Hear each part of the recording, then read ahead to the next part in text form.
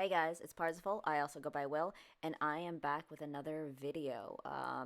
This art in the background is a character owned by Bizip1, and the character's name is, I believe it's pronounced Nether, and it's just the footage that I'm going to have in the background.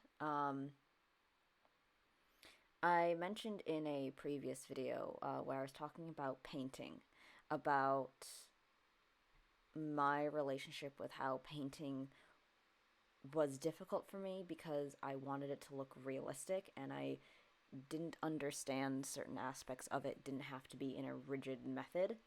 Um, and I also touched on how my art process has changed and how people's perception of my art has changed over the years. And I mentioned that I might talk about some of it in another video, but this is that video. And um, it's kind of a story time.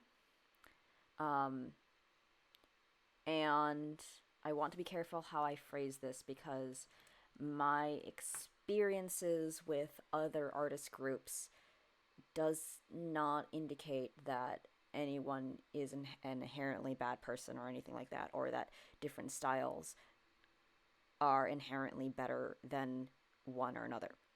But I want to talk about my experiences within um, certain art communities and how it really affected my artist's self-esteem and my self-esteem about my style and my art in general for a good while, and it still to a certain extent affects me to this day.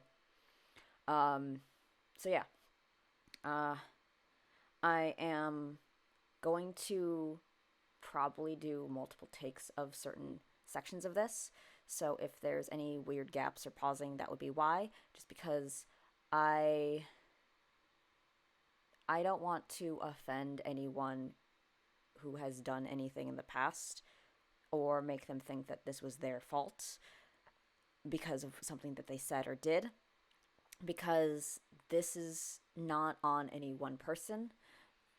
It's my experiences in certain communities, and that's just something that I just want to avoid naming real names or anything like that. And so we will see how that goes. All right, cool. All disclaimers out of the way. Let's begin the story time. So I will start by reminding everyone that I am a very slow learner when it comes to art. I started art pretty late in my journey as compared to some other artists who are about my age, though obviously there are people who start their journeys at 30, 40, 50 in terms of art, and then they continue on. So me starting late, quote unquote, isn't actually all that late, but it did put me at a disadvantage to some of my peers who have been drawing for their entire lives. And so I started drawing when I was about 14. I'd always done art for a while, but there was a good chunk of my life where I wasn't allowed to have colored pencils or crayons or any sort of writing utensils as a punishment for something I did when I was a child. So, like, for a while, I could barely write, much less draw. And so a lot of that kind of stuff was very delayed for me. So I started drawing when I was 14. I was really into anime and I wanted to draw my own characters. I saw a lot of people drawing their own characters and I thought that like their stuff was super super cool and super advanced, and I wanted to do that myself. I wanted to do comics. I wanted to be able to see my characters and my creations on paper and in my eyes. And so I started drawing. Um, but I've always been slow. I was slow to start drawing. I was slow to get into digital art. Um, I was fortunate when I started drawing, and I didn't get into digital art until I was 18ish, 17, 18. And it was not quick for me. And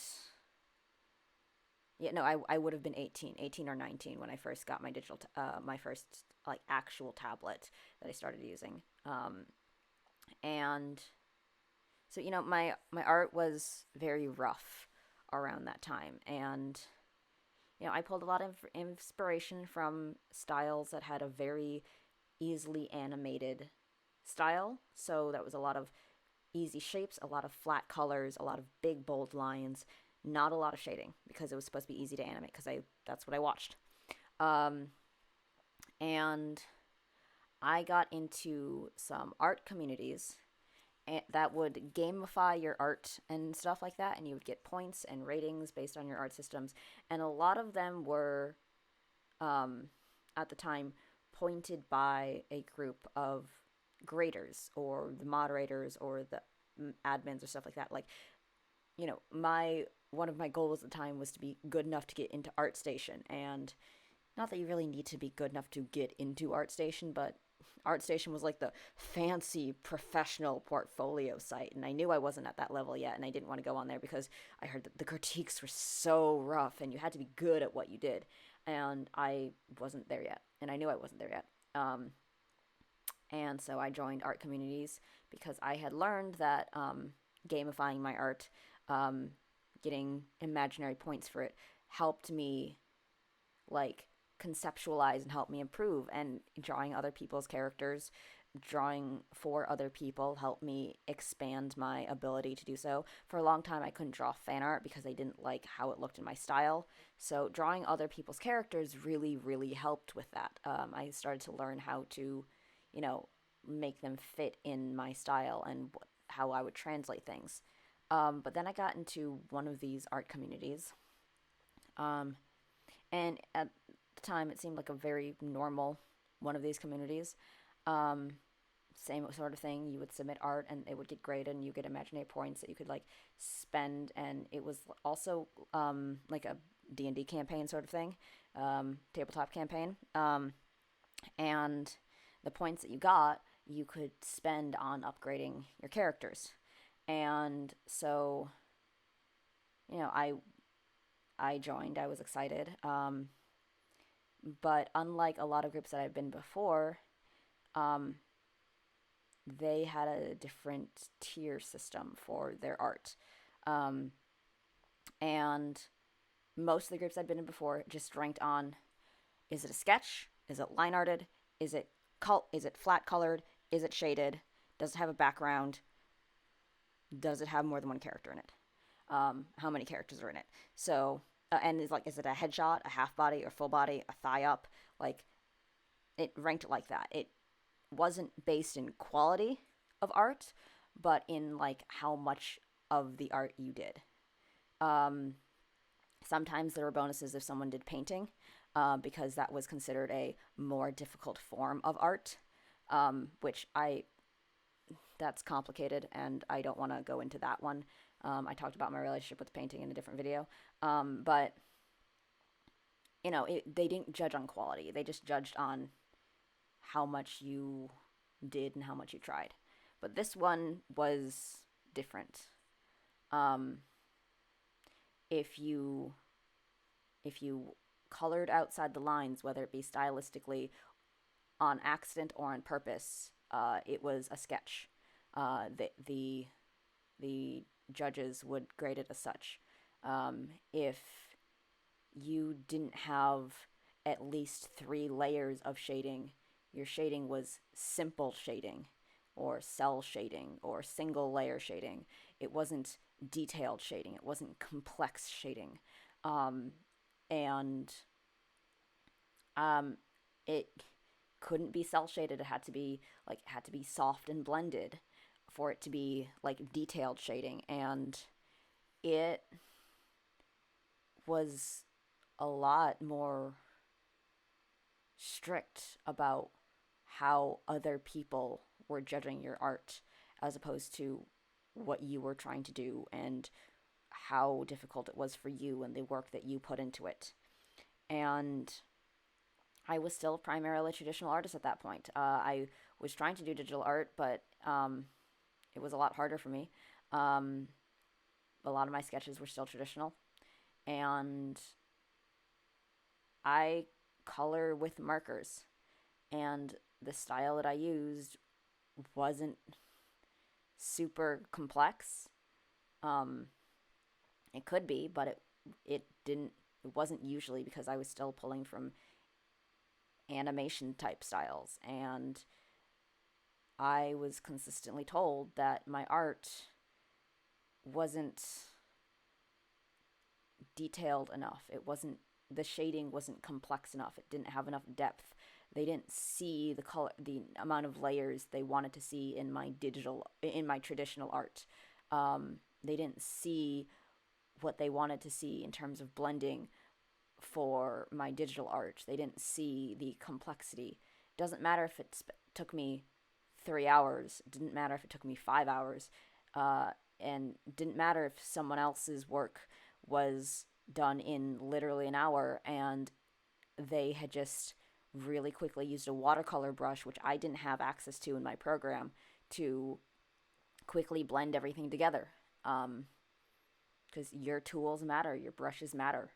Um, like, I know that, like, it's not the end all be all, but what your program can and can't do does matter. And at that time, the only program that really had a watercolor brush that blended like that was Psy, and I had a Mac at the time, and so that just didn't work for me. I had airbrush and I had a hard cell shading.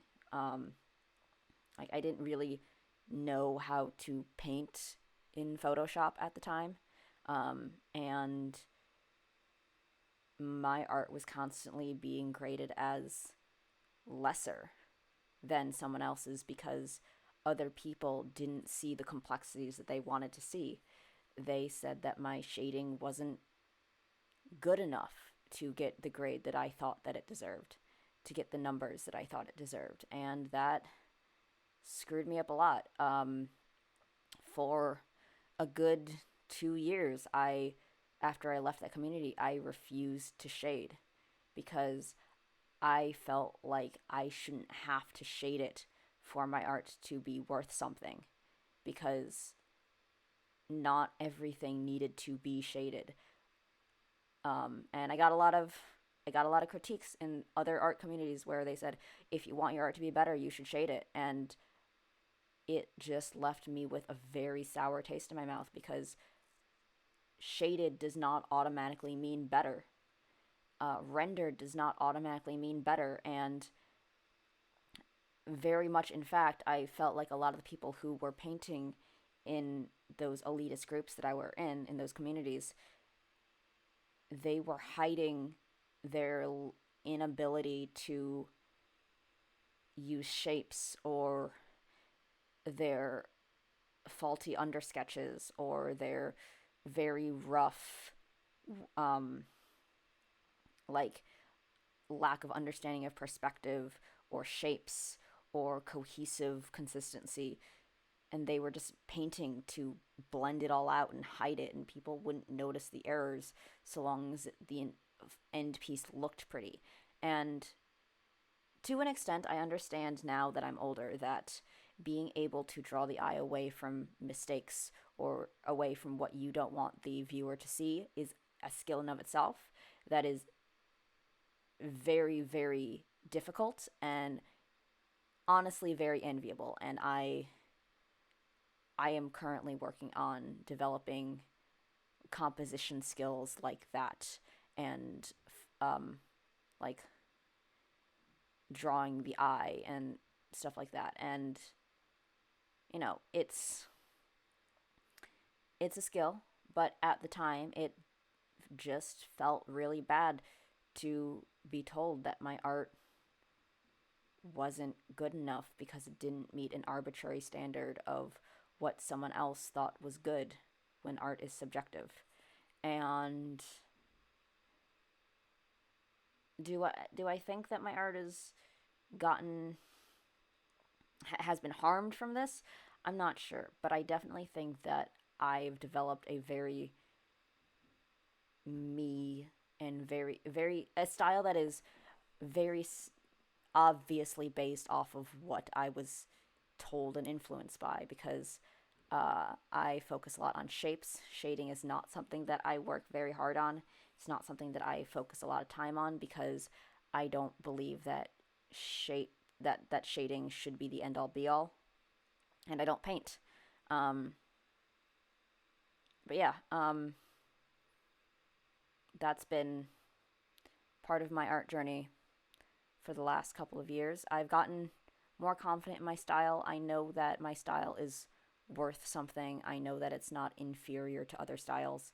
But, when you're just getting started, because I was maybe 5 years into my art journey at the time, and that's not very long in the long run. It was rough for me. It hurt a lot to feel like my art wasn't good enough for people because of that. Um, but yeah, I managed to turn it into something better for me, and I hope for those of you out there who struggle to paint or struggle to render or just haven't transitioned to digital or can't do traditional for whatever reason, because like maybe you need a stabilizer so it has to be digital, or you just you don't have a tablet, or you don't have the skills yet, um, and you're self-conscious about it. I want you guys to know that art is subjective and your style is not lesser than someone else's style just because someone thinks it looks unappealing to them, or it looks bad, or you don't have certain skills, because it's really not. There's things that everyone can improve on, of course. I would love to be better at props and backgrounds, and I would like to detail my line work a little bit more. But you know, it's all subjective in the end, and it really should not be up to someone else to tell you that your art has value, because if your art is enjoyable to you, then who is anyone to say that it does not have value and it's not good enough? Not all art is commercial or for profit or to please other people. So I don't feel like people should treat it like that. But yeah, that was my complicated story time about my art journey and my art confidence and the elitism that I faced in certain art communities because they thought my art wasn't advanced enough. Um, but yeah, I don't really have a question for you guys for this one. I don't really want to ask you guys to share shitty experiences with your art community. So if you have anything that you would like to add to this conversation, I'll just leave that open then. Um, but yeah, thank you guys so much for listening. I will see you guys next time and send you guys to the outro. Bye bye. Well, that's the end of this video. As usual, if you have any questions or comments, feel free to leave them down below in the comment section or contact me on any of my social media, which is linked in the description below. I also have my Patreon there if you guys want to throw a monthly donation at me. Thanks so much for your support. I'll see you next time. Bye!